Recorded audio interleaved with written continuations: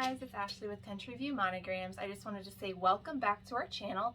Today I have a bunch of orders I'm going to be packaging up, and I'm just going to bring you guys along and show you how I do that real quick.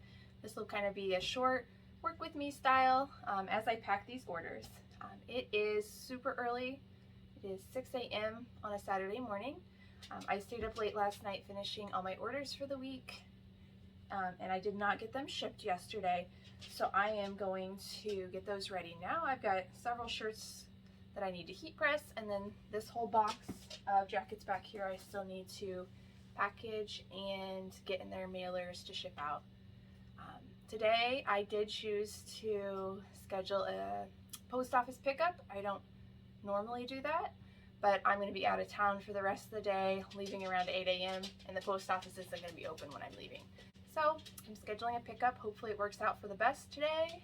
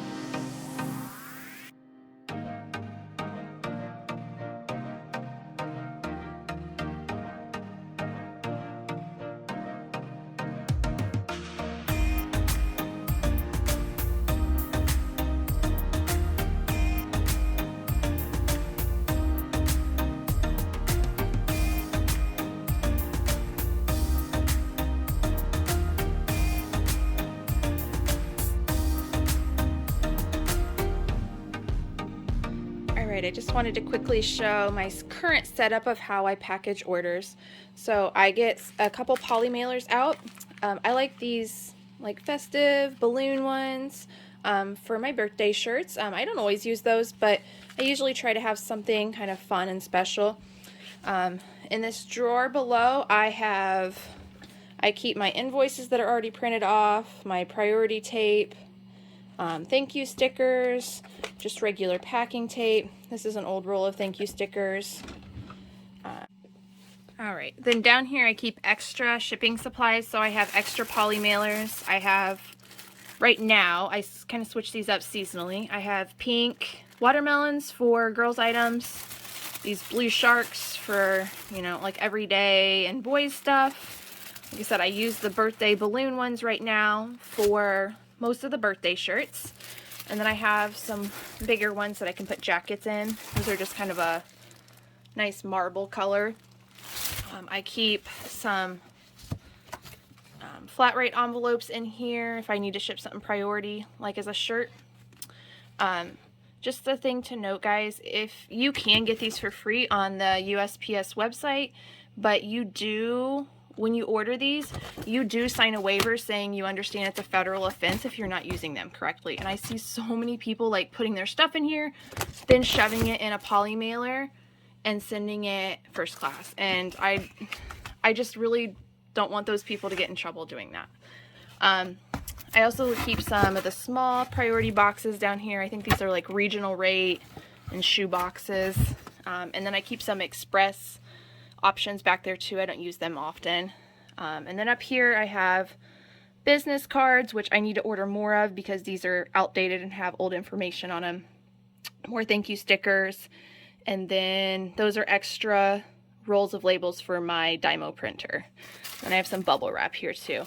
I do keep the rest of my larger amounts of shipping supplies in my closet and then back behind my door where I first come into my room. But I like to keep the stuff that's easy to grab right here. Alright, then off to the side of my island area where you see me working most of the time, I have these IKEA drawers, and I keep some of my shipping supplies handy here. On top I keep the cellophane type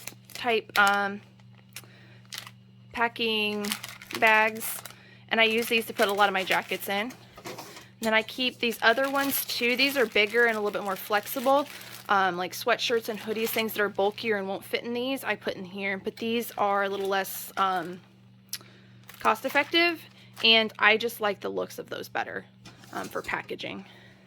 And then I keep some of the really large polymailers for, like I said, the big bulky things that will not go in a small one or a flat rate. And then I also keep a box of padded flat rate mailers right next to me. I ship a good portion of my